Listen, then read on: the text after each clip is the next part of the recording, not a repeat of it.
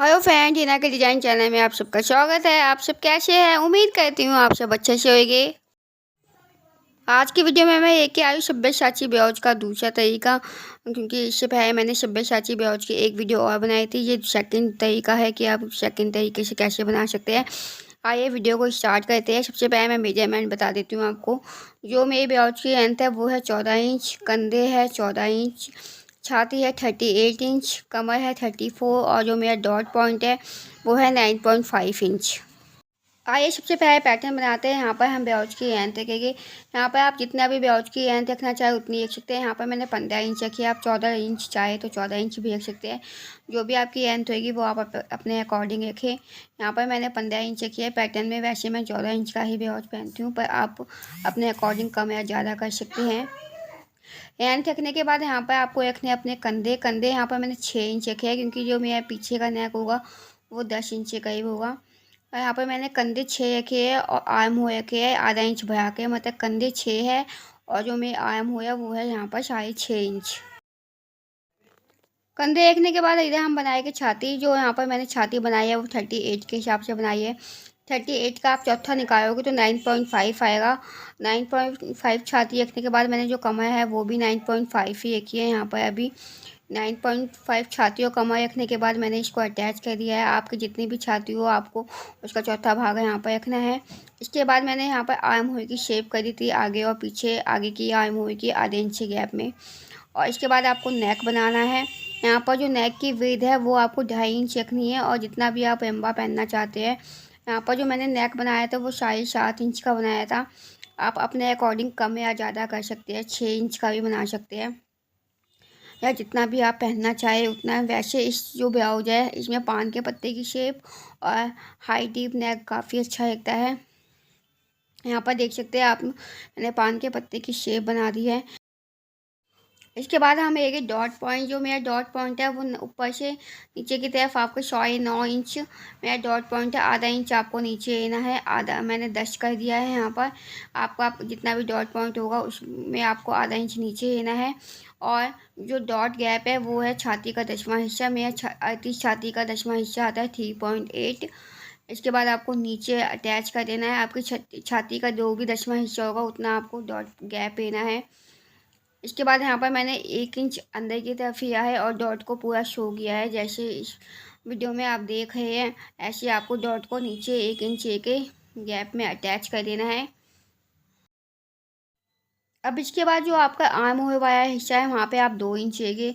ये आप 1.5 इंच के आसपास भी ले सकते हैं। मेरी जो छाती थी वो 38 के हिसाब से मैंने 2 इंच लिया है। ये आपको इधर मैंने एक पॉइंट लगाया है, आप देख सकते हैं ये पॉइंट। और जो आपका जहाँ पे हमारा डॉट पॉइंट था वहाँ पे इनको आपको जैसे बस डॉट होती है वहाँ पे आपको सीधा अटैच कर देना है। अब आपको इसको राउंड में अटैच करना है। ध्यान रखिए ये थोड़ा फैलाव में होता है, तो जो जैसे सी शेप होती है आपको उसी सी शेप में इसको अटैच कर देना है। आप यहाँ पर मेरी शेप देख सकते हैं।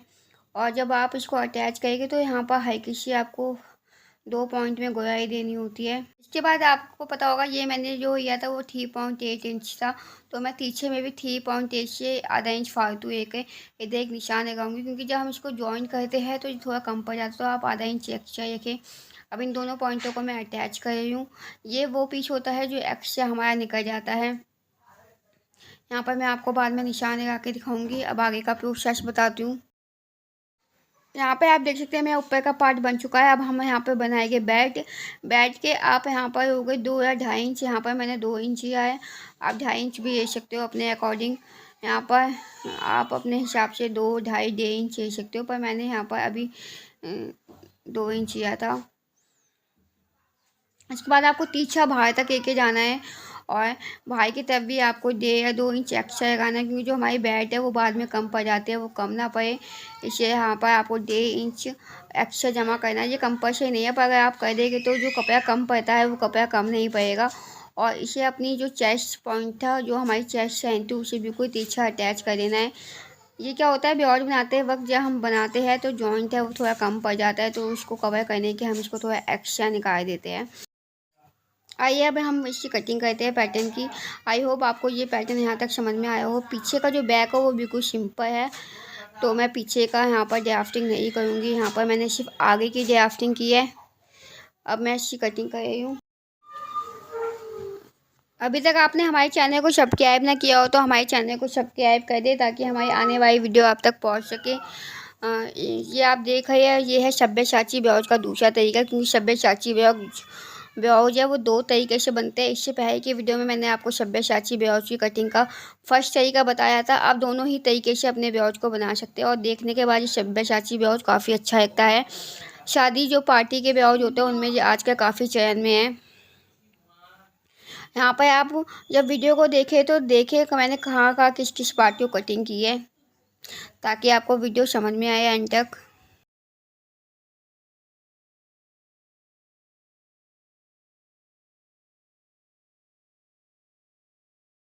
देखिए, जो अभी मैं हिस्सा काटी वो बैट का हिस्सा है। बैट को हम दोबारा से बनाएंगे एक बार ये क्रिएट करके। बाकी जो हिस्से है वो मैं काट रही हूँ यहाँ पर। और यहाँ पर जो ये वाला पार्ट है जो अभी तिकोना पीछे ये कटिंग करके निकल जाता है, इसको मैं आपको मार्क करके दिखाती हूँ। ये जहाँ पे जो मैंने मार्किंग किया है, ये जो पीस है वो निकल जाता है, और इसको कटिंग करते हुए हर किसी आपको गुराई देनी होती है इस पोर्शन पर, जहाँ पे अभी आप कैंची को देख रहे हो घुमाते हुए मुझे। और ये जहाँ पर मैंने मार्किंग की है वो कट के मैं निकाल दूँगी अलग से। यहाँ पर आप देख सकते हैं जो मेरा ब्लाउज का ऊपर का कप का हिस्सा है वो कटिंग हो चुका है।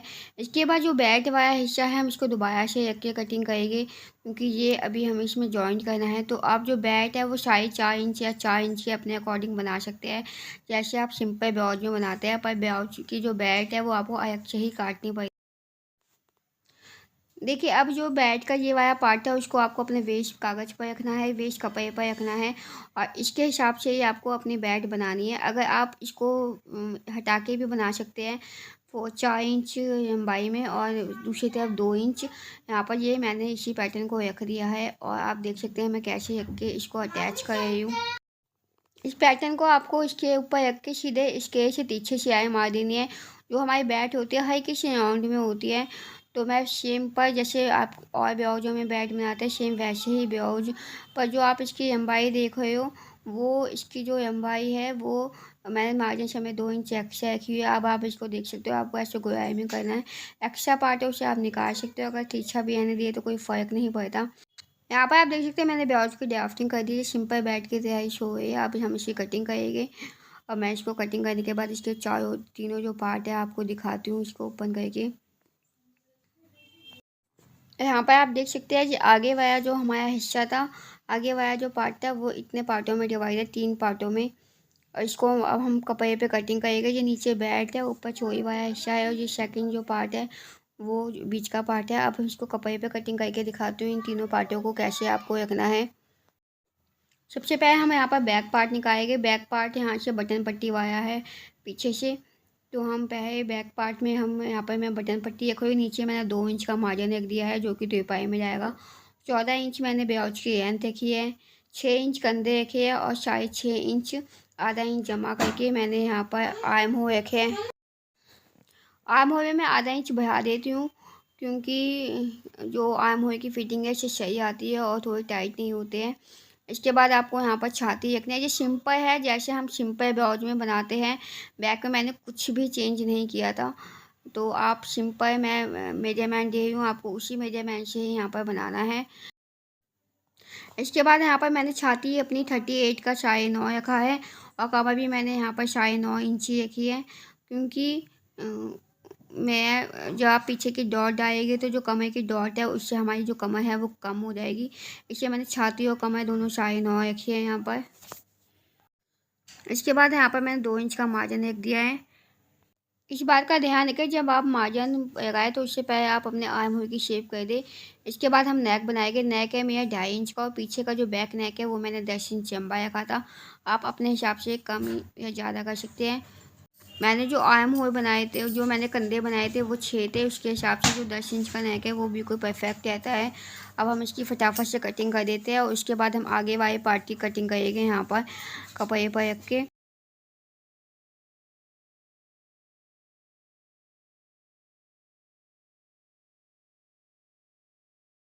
यहाँ पर आप देख सकते हैं जो मेरा बैक पार्ट है वो कटिंग हो चुका है।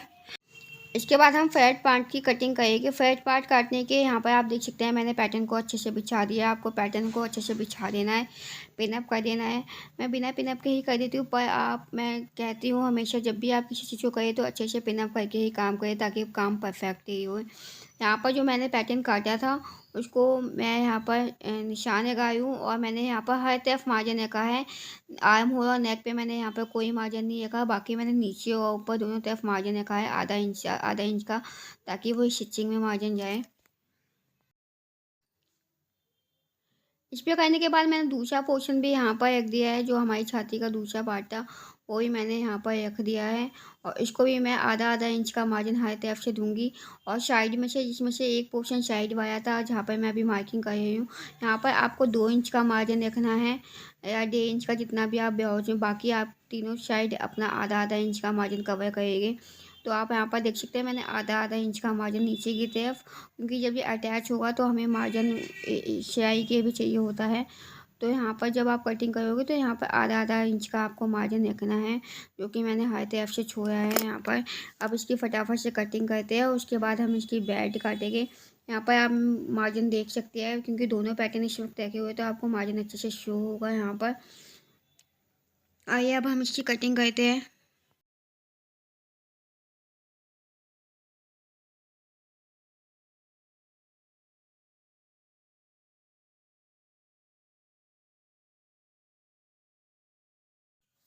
एक बार और दोबारा से रिक्वेस्ट करूँगी, अभी तक आपने हमारे चैनल को सब्सक्राइब ना किया हो तो प्लीज़ सब्सक्राइब कर दे। अब आप देख सकते हो ऊपर के जो हमारे 2 पार्ट थे वो कर चुके हैं, नीचे की बेल्ट रह गई है। नीचे की बेल्ट हमेशा डबल में काटी जाती है, इस बात का ध्यान रखें। तो अब मैं फटाफट से बेल्ट को काटती हूँ। और बेल्ट जो है वो आगे से बंद है, मतलब हमारा जो आगे का पोर्शन है, आगे वाला जो पार्ट है वो बंद रहेगा।